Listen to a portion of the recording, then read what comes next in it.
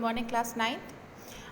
इससे पहले के जो वीडियोस थे उसमें आपने इसका एक्सप्लेनेशन द लिटिल गर्ल के बारे में पढ़ा, केजिया के बारे में पढ़ा, उसके फादर के बारे में पढ़ा, उसकी मम्मी के बारे में पढ़ा, उसकी ग्रैंड मदर के बारे में पढ़ा, मिस्टर मैकडोनल्ड के बारे में, मैकडोनल्ड्स के बारे में पढ़ा जो बच्चों के साथ खेलते थे। केजिया उनको देख के सोचती रहती थी। आज हम इसकी एक्सरसाइज करेंगे। Open a page number 38. The first question is given below are some emotions that a Kezia felt. Match the emotions in column with the items in column B. अलग अलग इमोशंस हैं ये केजिया के, आपको उसको बताना है, आपको उसको टिक करना है, ठीक है। The fear of terror, Kezia को फियर कब लगता था? जब उसको मतलब बहुत ज़्यादा वो कांपने लगती थी, हकलाने लगती थी, डर लगने लगता था। कब लगता था उसको? 2 टाइम्स में, 2 सर्कमस्टांसिस में।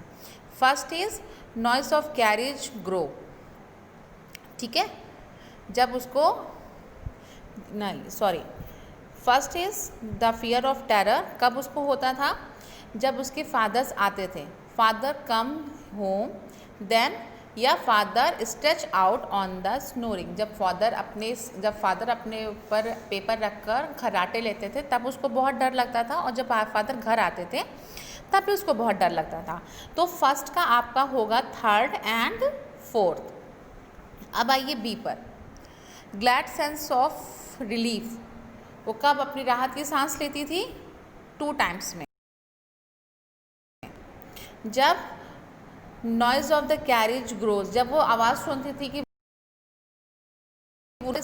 और the 3rd one is going to bed when alone at home, ऐसा कि जब वो घर पे अकेले होती थी या जो वो अपने कमरे में जाती थी रात में सोने के लिए, तो वो कभी राहत की सांस इन 2 कंडीशंस में लेती थी।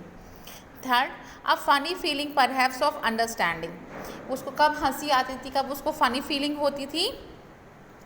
ये उसको तब होती थी फनी फीलिंग्स जब क्या होता था? गोइंग टू बेड, जब father comforts her and falls asleep, जब फादर जाते थे और वो अपने आप को बहुत रिलीफ महसूस करती थी, या जब उसको कब रिलीफ होता था? Two of understanding. देखिए फर्स्ट का आपका होगा fear of terror, fear of terror आपका 2nd एंड 4th है। 2nd आपका ग्लैड सेंस ऑफ रिलीफ है, जब father comes to here and do with the goodbye kiss, जब फादर उसके पास आते थे और वो गुड बाय किस करते थे। अब funny feeling perhaps of understanding, जब noise of the carriage grows, जब वो बहुत से लोगों की आवाज़ें सुनती थी जब वो बाहर जाते थे, इसमें कैरेज ग्रोस में। 3rd 4th is a father comforts her and falls, जब फादर उसके क्या कहते हैं कम्फर्ट्स हेयर में आते थे और गिर जाते थे। देन अब आप आइए दिस वन, यहाँ पे use a appropriate verb of from the synonyms given above in the following sentences, clues are given in brackets. उन्होंने क्लूज दिए हुए हैं, आपको इसके सिनोनिम्स लिखने हैं। मतलब सिनोनिम्स मतलब एक ही शब्द जिसके अलग अलग मीनिंग होते हैं, अलग अलग शब्दों का एक मीनिंग होता है। He was dash very placed मतलब थ्रिल्ड, यहाँ पे डिलाइटेड, ओवरजॉयड, प्लेस्ड, हैप्पी, ये आपको फिल करना है। फिर नेक्स्ट वन पर आइए।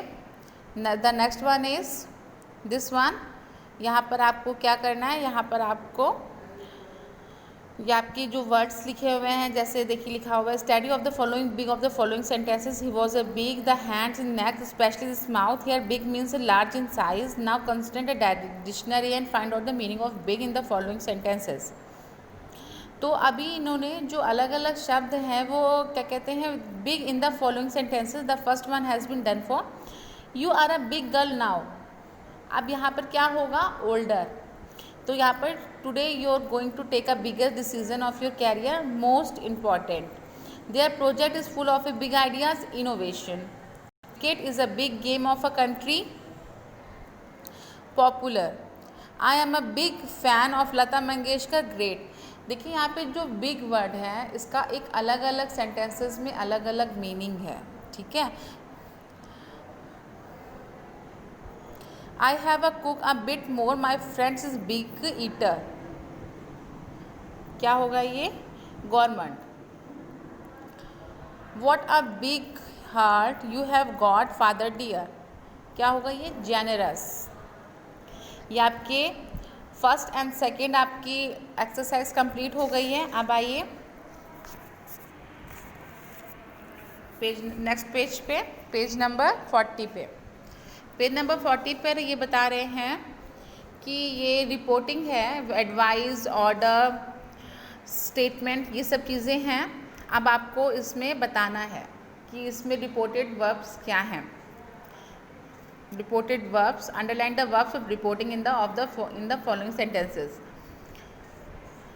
First is he says, says पे अंडरलाइन करेंगे, मेंशन पे करेंगे, टोल्ड पे करेंगे, आंसर्ड, वंडर्ड, टोल्ड, एपोलोजाइज्ड, ठीक है, इन सब पे आप अंडरलाइन करेंगे।